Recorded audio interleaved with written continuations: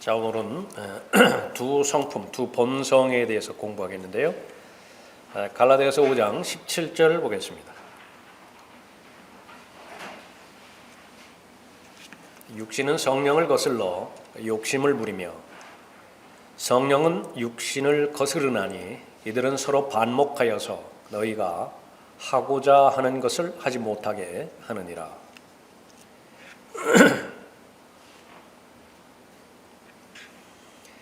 그리스도인이 되었다라고 하는 사실은 이제 영적 전쟁이 시작되었다라고 하는 사실을 의미하는 것이죠. 그것이 본질입니다. 영적 전쟁에서 승리할 때에만이 풍요로운 삶과 풍성한 삶, 열매 맺는 삶을 살 수 있는 것이지요.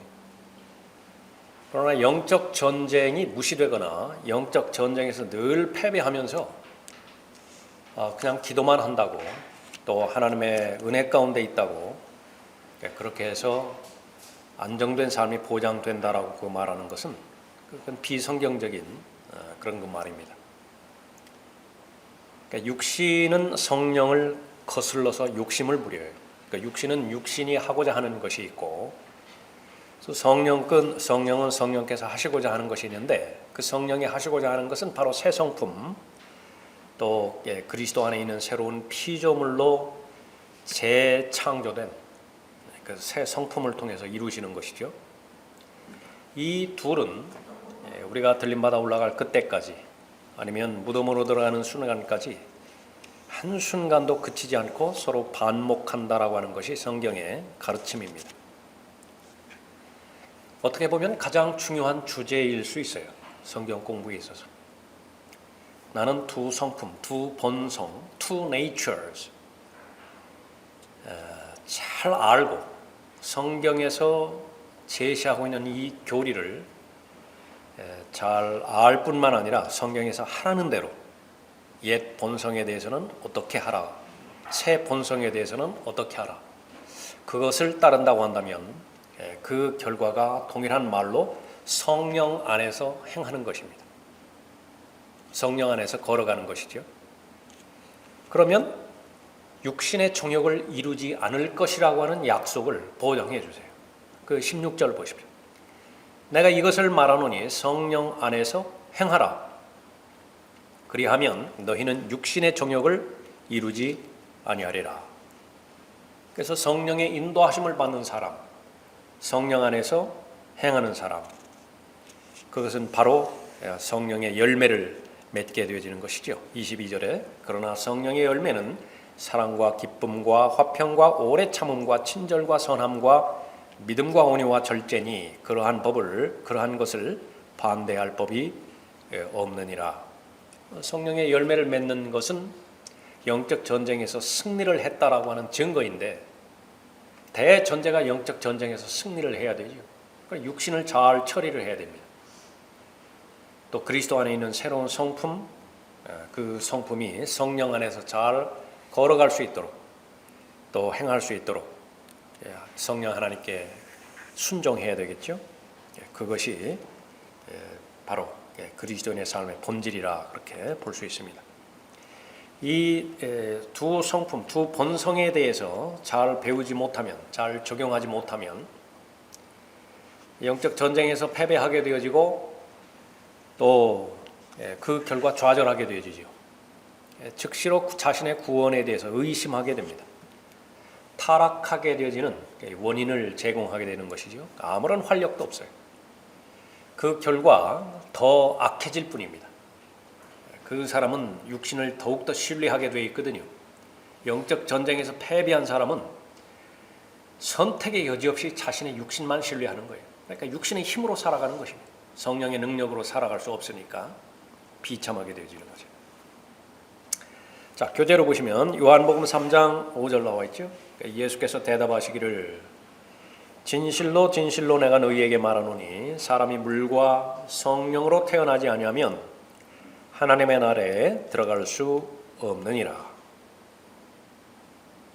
그 이유가 무엇인가? 육신으로 난 것은 육일 뿐이에요. 또 성령으로 난 것은 영이니라. 누구에게 말하고 있습니까? 가장 훌륭한 종교 지도자인 니코데모에게 말하고 있죠. 바울과 견주어도 손색이 없을 정도의 그런 종교인입니다. 선생이기도 하죠. 도덕적인 면에 있어서나 종교적인 면에 있어서나 모범적인 삶을 사는 사람입니다.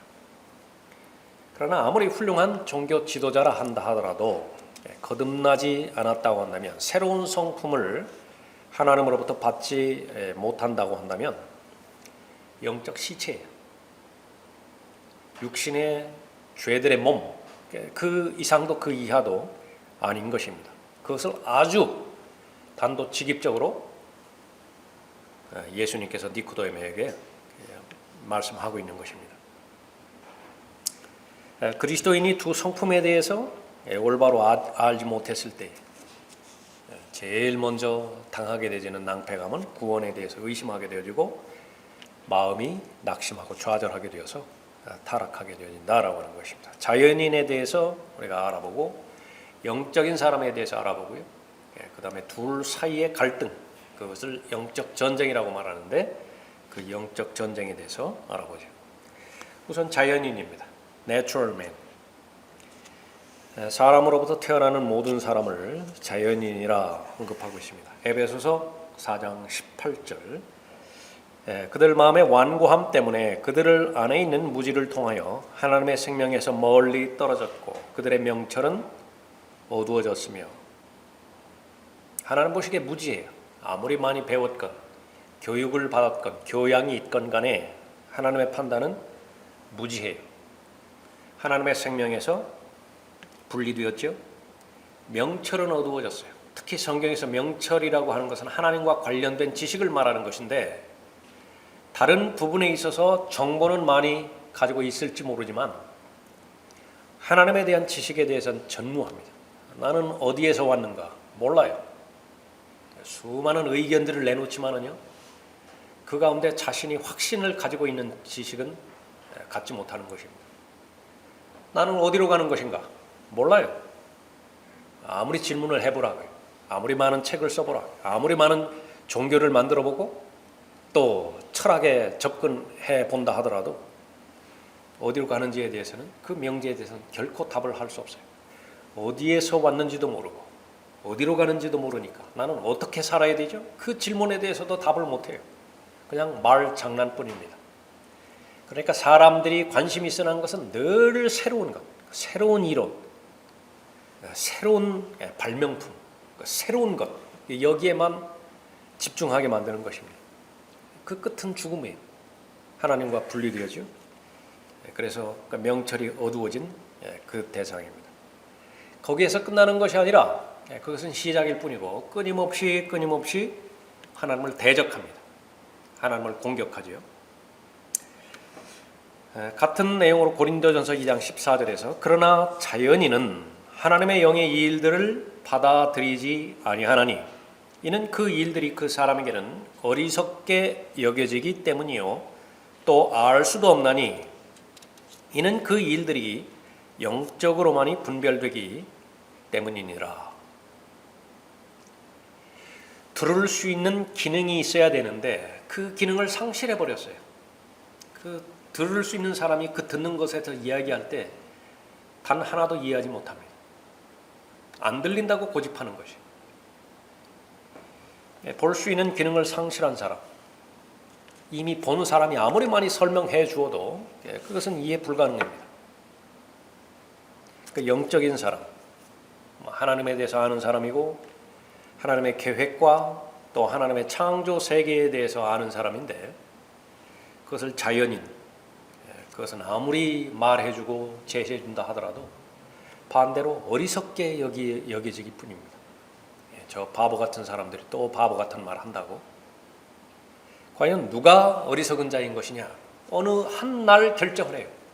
하늘에서 음성이 들리죠. 너 어리석은 자야. 아무리 많은 지식을 가지고 있고 아무리 많은 부를 축적했다 하더라도 하나님의 부르심의 호명은 단 하나더라고요. 너 어리석은 자야. 바보 같은 자야. 그 말이죠. 오늘 밤 내 혼을 내게서 앗아가리니 그러면 내가 가지고 있는 모든 것들 누구의 것이 되겠느냐?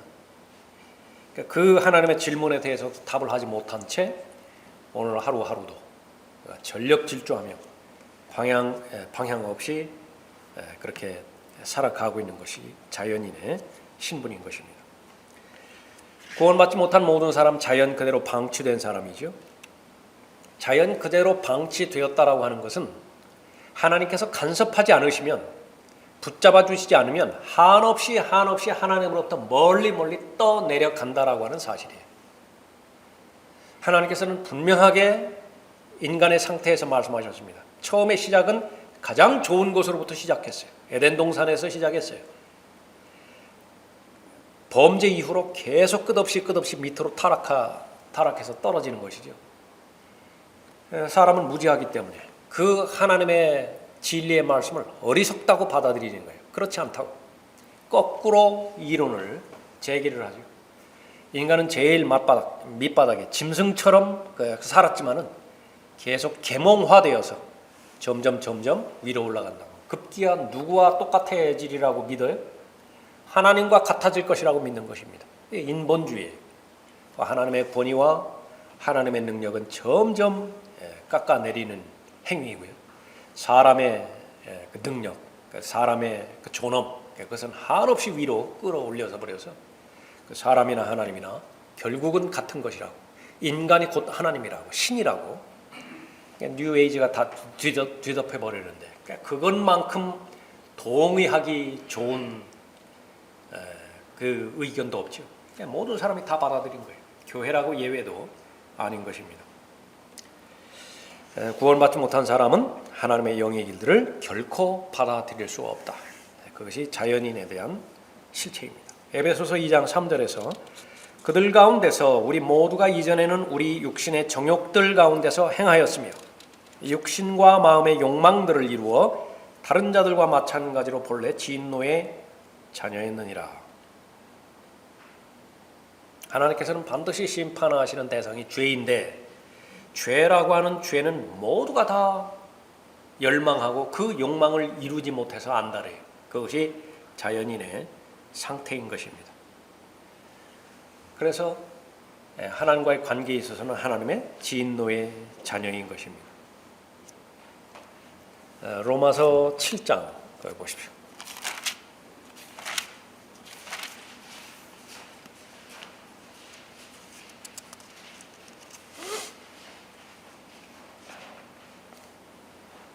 (1절에) 형제들아, 내가 율법을 아는 자들에게 말하노니 율법은 그가 살아있는 동안에만 그 사람을 주관하는 것을 알지 못하느냐. 남편이 있는 여인은 그 남편이 살아있는 한 그에게 법으로 매여 있으나 남편이 죽으면 그녀는 그 남편의 법에서 벗어나느니라. 7장에서는 7장 전체가 육신의 속성에 대해서 계시해 주고 있죠. 어떤 여자가 있었는데 결혼을 잘못했어요. 사기 결혼 당한 것입니다. 남편이 하는 짓은 죄 짓는 일밖에 없어요. 그 죄를 지을 때마다 이 아내는 그 죄를 고스란히 떠안아야 됩니다. 왜 그렇습니까? 결혼이라는 법에 묶여서 한 몸이기 때문에 그래요. 남편이 육신의 정욕을 행하면 아내도 하기 싫어도 그 육신의 정욕에 그 정욕을 범하게 되는 것입니다. 소원은 무엇이냐 그러면 빨리 그 결혼의 법으로부터 벗어나는 것인데, 가능성 있는 것은 단 하나밖에 없습니다. 그게 무엇인가? 남편이 죽는 길 외에는 없어요. 남편이 죽어야만 이 혼인의 법에서 풀려나는 것입니다. 3절에 그러므로 남편이 살아있는 동안에 다른 남자와 혼인하면 간음한 여인이라 불리지만 그녀의 남편이 죽으면 그 법에서 해방되므로 다른 남자와 혼인하더라도 간음한 여인이 아니니라. 그러니까 이 여인의 입장에서는 소망이 없어요. 남편이 죽어야 되는데 언제 죽어요? 그것을 어떻게 알아요? 4절에 나의 형제들아, 이런 연유로 너희도 그리스도의 몸으로 인하여 율법에는 죽었나니 이는 너희로 다른 사람 즉 죽은 자들로부터 일으켜지신 그와 혼인하려는 것이요 그리하여 우리로 하나님께 열매를 맺게 하려는 것이니라. 소원은 진짜 혼인하고 싶은, 결혼하고 싶은 남자가 하나 있죠. 흠모의 대상입니다. 전혀 흠이 없어요. 전혀 죄를 짓지 않아요. 그런데 지금 나에게는 버젓이 남편이 있잖아요. 이 남편과의 법의 문제를 해결하지 않고 그 남자와 혼인이 불가능한 것입니다. 해결책은 하나라고 그랬죠. 지금 현재 남편이 죽는 것인데 예수 그리스도라고 하는 앞으로 신랑으로 될 그분께서 그 남편의 죽음을 대신 죽으신 거예요. 하나님께서는 그것을 동일시해 주신 것입니다. 그 남편 과연 누구냐 그러면 내 육신이에요. 여인은 무엇이냐 그러면 내 혼이라고. 혼. 내 혼이 육신과 들러붙어 버렸어요. 남편과 아내와의 관계처럼. 그러니까 육신이 죽지 않는 한 나는 예수 그리스도와 혼인하지 못하는 것입니다. 그래서 예수 그리스도께서 나를 대신해서 죽으셨고 이제는 그 옛 결혼의 법에서 나는 해방됐어요. 나는 마음껏 결혼하고 싶은 예수 그리스도와 혼인할 수 있는 근거가 마련이 되었죠. 그것이 바로 육신에 해당되어지는 그런 그 부분입니다. 죄는 나의 일부예요. 나는 죄의 일부입니다. 그것이 바로 자연인의 상태인 것입니다. 아내와 남편이 한 몸으로 들러붙었듯이 결합되었듯이 나는 죄에 들러붙었고 죄는 나에게 들러붙은 것입니다. 그러니까 여기서부터 우리가 잘 출발을 해야 되는 것입니다. 거기서 벗어나는 것은 새로운 출생, 그 하나밖에 없어요. 새롭게 출생하는 것입니다. 성령에 의해서 태어나는 것이죠. 골로새서 2장도 보십시오.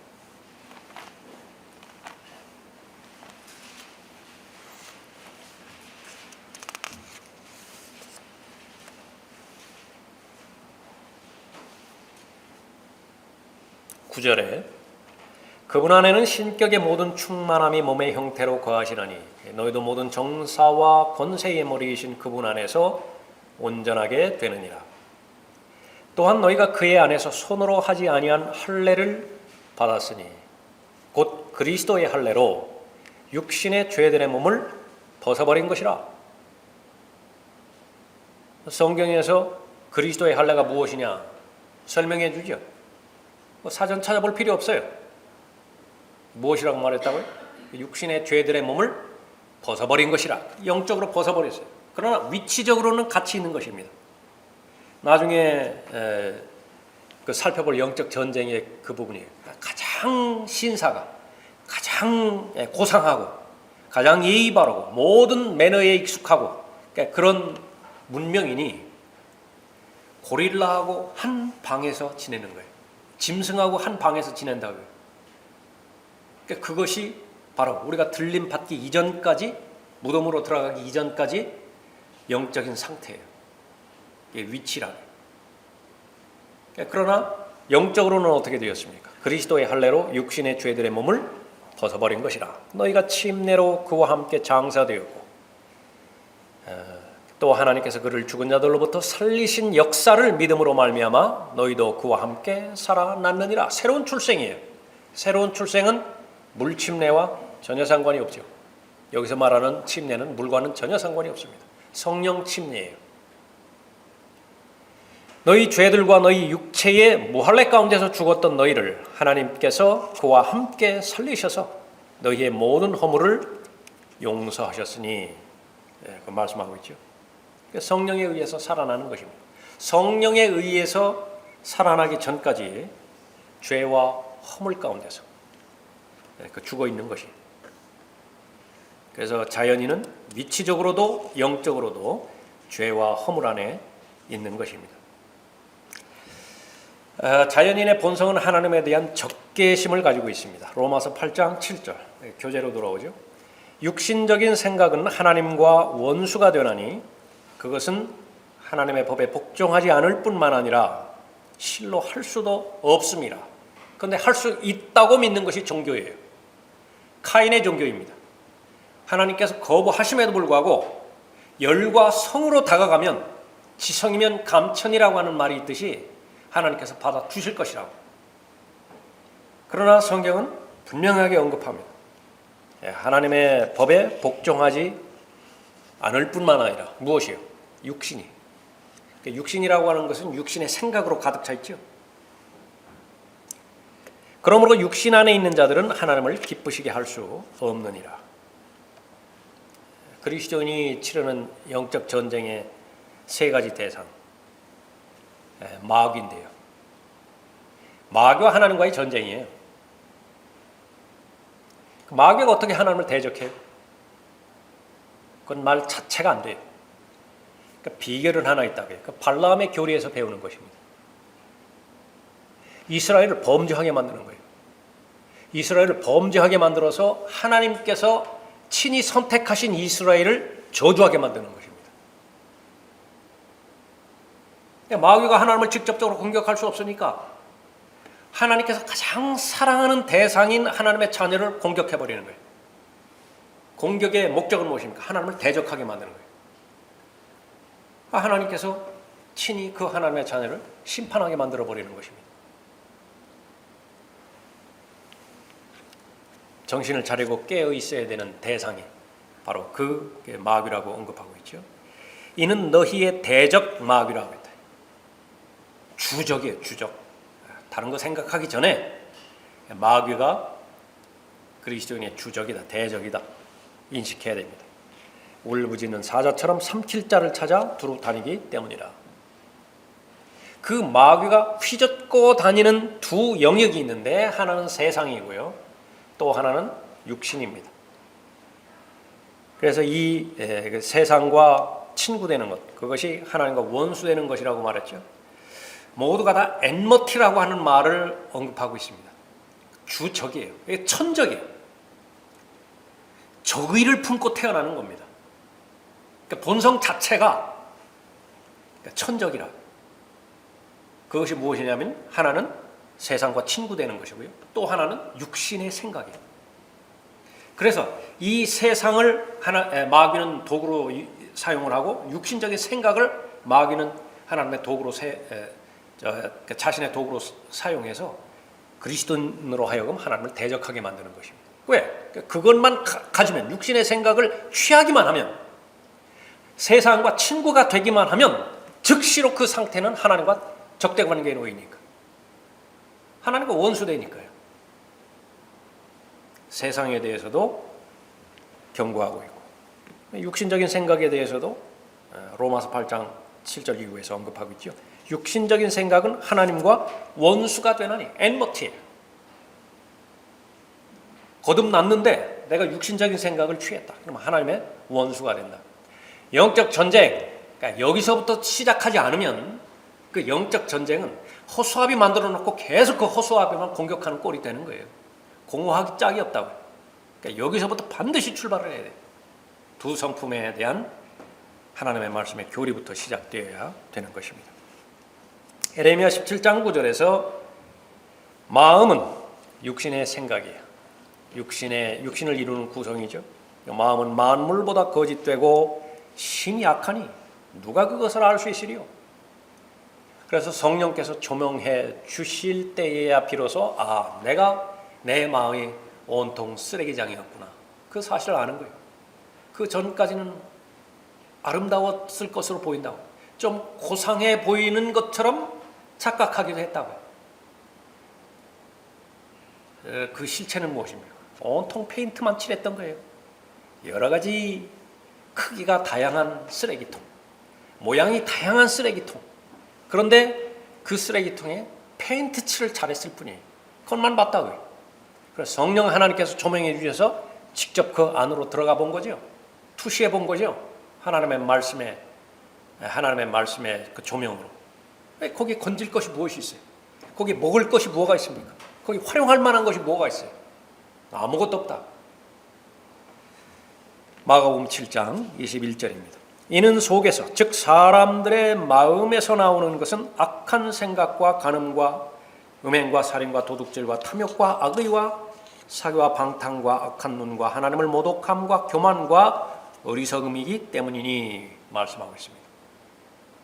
이것을 모르는 상태에서는요, 사람의 입으로 들어가는 것, 소화된 나머지 배설되죠. 그것이 더러운 것으로 알았어요. 그러나 그것은 더러운 것이 아니에요. 정말로 더러운 것은 무엇이냐? 바로 마가복음 7장에서 나와 있는, 언급되어 있는 사람 마음속을 구성하고 있는 이 죄의 요소들이라 언급하고 있죠. 그것을 한마디로 에베소서 2장 1절에서 허물과 죄들 가운데서 죽어있다, 그렇게 언급하고 있습니다.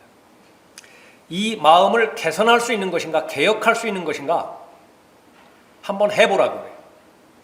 비유를 하나 말씀해 주셨는데, 흑인이 그 피부를 하얗게 바꾸어 볼 수 있다고 한다면 한번 도전해 보라고 해요. 또 표범이 그 점들을 없앨 수 있다고 한다면, 그것이 가능하다고 한다면 한번 해보라고 해요. 내 육신을 개선해 보라고. 에레미야 13장 23절이죠. 에디오피아인이 그의 피부를 바꿀 수 있으며 표범이 그의 점들을 바꿀 수 있겠느냐? 그렇다면 악을 행하는 데 익숙한 너희도 선을 행할 수 있으리라. 원천적으로 불가능하기 때문에 죄인으로 태어난 모든 사람은 하나님의 영광에 결코 도달할 수 없는 것이죠. 그것이 바로 자연인에 대한 성경의 말씀입니다. 두 번째로 영적인 사람입니다. Spiritual man. 자연인은 인간 혈통에 의해서 태어나죠. 혈과 육에 의해서 출생하게 되는 것입니다. 영적인 사람은 하나님으로부터 태어난다. 육신의 아버지로부터 태어난 사람은 자연인이래요. 하늘의 아버지로부터 태어난 사람은 영적인 사람이에요. 그리스도인이죠. 육으로 태어났건 또 영으로 태어났건 하나의 모습인데, 그것은 절대적으로 생명이 생명을 낳는다는 사실입니다. 어떤 생명이 존재하려면 그 이전에 존재했던 생명이 반드시 존재해야 돼요. 진화론자들의 그 출발은 여기서부터 잘못되는 것입니다.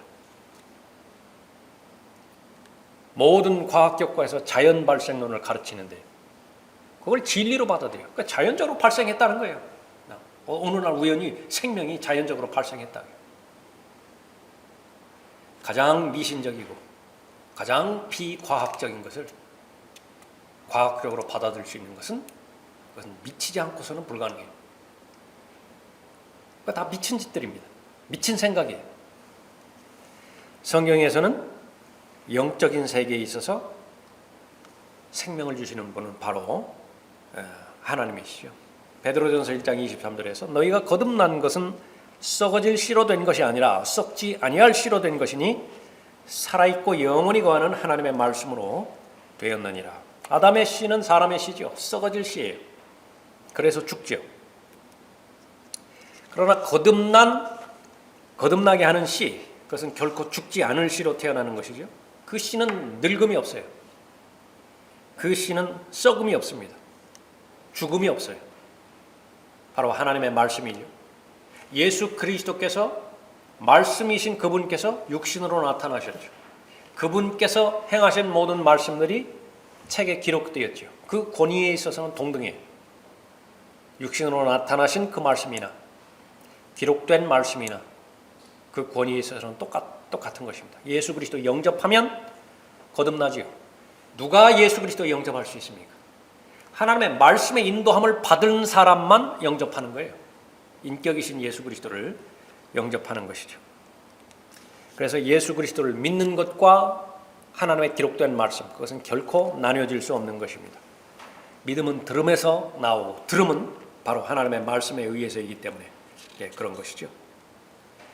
새로운 출생을 통해서 새로운 성품을 갖게 됩니다. 육신으로 난 것은 육이요, 또 성령으로 난 것은 영이니라. 처음에 살펴봤던 요한복음 3장 6절 말씀이죠. 그래서 하나님의 본성이 있습니다. 하나님의 성품이 있죠. 베드로후서 1장 4절에서도 언급하죠. 고린도후서 5장 17절에서는 그리스도 안에 있다고 한다면 새로운 피조물이라고 말씀하셨어요. 그것은 새로운 성품이 창조되었다라고 하는 사실을 말하는 것이죠. 그렇다고 해서 지금까지 내가 지녀왔던 옛 본성, 옛 성품이 완전히 근절되었는가? 그것을 절대로 말하지 않는 것입니다. 지금부터의 과제는 옛 본성으로 살아왔던 내가 새 성품과 더불어서 살아간다라고 하는 것을 강조하고 있는 것이죠. 당면 과제는 무엇입니까? 옛 사람 중심으로 살아왔던 것이 과거라고 한다면 그것은 이미 다 묻어버린 세상이고 묻어버린 것이고, 지금부터는 바로 새로운 피조물이라고 한다면 새로운 피조물답게 살아야 된다라고 하는 사실을 아는 것입니다. 거긴 디도서 2장 찾아보시죠.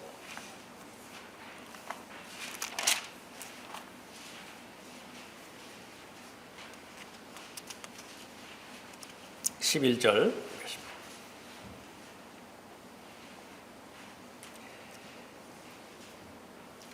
이는 구원을 주시는 하나님의 은혜가 모든 사람에게 나타나서 우리를 가르치시되 불경건과 세상 정욕들을 거부하고, 불경건과 세상 정욕들을 추구하는 것이 옛 성품이에요. 그러니까 거부하라라고 하는 말은 옛 성품에 대해서 죽었다고 여기라라고 하는 것입니다. 사람이 지옥에 가는 것은 무엇을 행했기 때문에 지옥에 가는 것이 아니라 반드시 해야 되는 일이 있음에도 불구하고 그 일을 하지 않았기 때문에 지옥에 가는 것이에요. 그 일이 무엇입니까? 예수 그리스도를 믿어야 된다고요. 죄에 대하여 남은 그들이 나를 믿지 않기 때문이에요. 그것이 죄예요. 믿지 않은 것이 죄예요. 그러니까 반드시 믿었어야 됐다고요. 그래서 사람을 지옥으로 보내는 것은 거짓말한 죄가 아니에요. 사기친 죄가 아닙니다. 간음한 죄가 아니에요. 무엇이 사람을 지옥으로 보내는 것입니까? 그러니까 예수 그리스도를 믿지 않은 것이 지옥에 보내는 거예요. 부자하기 위해 죄예요. 하지 않았어요. 마찬가지로 영적 전쟁에서 실패한 것은 무엇을 행했기 때문에 실패한 것이 절대로 아니에요. 반드시 해야 되는데 하지 않은 것이 있기 때문에 그렇습니다. 그것은 로마서 6장 11절에 나와 있는 것처럼 죄에 대해서 죽은 것으로 여기지 않았어요. 여기라고 그랬다고. 여기라고. 죄 자체는 없어지지 않았습니다. 율법 자체도 없어지지 않았어요. 그러나 우리의 신분에 대해서 언급하고 말씀해주고 계시는데, 그리스도인은 죄에 대해서 죽은 사람으로 판단했으니 너도 그렇게 여기라. 그것이 곧 믿음이에요. 똑같아요. 여기는 것이나 믿는 것이나. 그러나 믿지 않은 거예요. 그 믿지 않은 것 때문에 영적 전쟁에서 계속 실패하는 것입니다. 그러면 영적 전쟁에서 승리하는 사람은 무엇이나 한 거예요. 성령께 순종했다고요. 성령과 동행했죠. 성령 안에서 걸어갔기 때문에 성령의 열매들을 맺은 것입니다. 여기도 마찬가지죠. 2장 12절에서 불경건과 세상 정욕들을 거부하고, 어떻게 거부하나요? 죽은 것으로 여기면 돼요. 반응하지 않으면 되는 것입니다. 우리로 신중하며 의롭고 경건하게 이 세상을 살아가게 하시며 그 복된 소망 곧 위대한 하나님이신 우리 구주 예수 그리스도의 영광스러운 나타나심을 기다리게 하셨음이니, 그가 우리를 위하여 자신을 주신 것은 우리를 모든 죄악에서 구속하시고 자신을 위해 정결케 하사 선한 일에 열심을 내는 독특한 백성이 되게 하려 하심이라. 구원받아서 그리스도인이 되었다고 한다면 그리스도인답게 살아가야 될 것을 언급하고 있죠. 3장 1절에도 보십시오. 그들을 일깨워 정사나 권세 있는 자들에게 복종하고 행정관들에게 순종하며 모든 선한 일에 예비되고 아무도 비방하지 말며 말다툼하지 말고 유순하여 모든 사람들에게 온전한 온유함을 보이게 하라. 성령의 인도함을 받을 때에 이러한 삶을 잘 살게 되는 것입니다. 8절에 이 말씀은 신실하도다. 나는 내가 이런 것들에 관하여 강력하게 화근하기를 원하노니 이는 하나님을 믿는 사람들이 선한 일들에 유념하여 진력하게 하려 함이라. 이런 것들은 선하며 사람들에게 유익하니라. 또 14절에 또한 우리에게 속한 사람들도 필요한 것들을 위해서 선한 일에 진력하는 법을 배우게 하라. 이는 그들로 열매 없는 자가 되지 않게 하려 함이라. 그러나 이 두 성품에 대해서 잘 알지 못하고 잘 받아들이지 않았을 때의 그 결과는 무엇입니까? 입만 요란하다고요. 입만 살아서. 그게 뭡니까? 경건의 모양이에요. 경건의 모양만 있다. 경건의 능력이 없어요. 그러나 하나님의 말씀을 믿음에 있어서 최종 권위로 삼고 실행에 있어서 최종 권위로 삼은 사람. 그러면 성경에서 육신에 대해서는 무엇이라고 말씀하셨는가? 성경에서는 새 사람, 새 성품에 대해서는 무엇이라고 말씀하셨는가? 그것을 믿음으로 받아들이고 절대 진리로 받아들이고 어떻게 반응해야 되는 것인가? 그것을 그대로 실행에 옮기는 사람이죠. 갈라디아 5장 17절 아까 봤던 말씀이죠. 그 교재에 육신은 성령을 거슬러 욕심을 부리며 성령은 육신을 거스르나니. 내가 알아요. 지금 내가 육신적인 상태에 있다고. 그럼에도 불구하고 기도할 수 있다라고 하는 자신감을 갖는 것이 육신의 또 하나의 행태예요.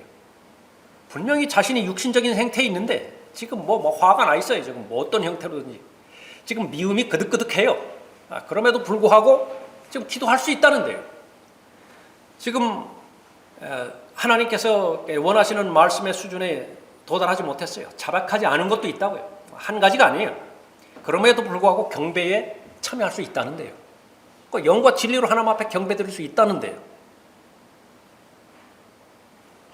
가장 단순한 것 같지만은 바로 지금 성령 하나님과 전쟁을 벌이고 있다고.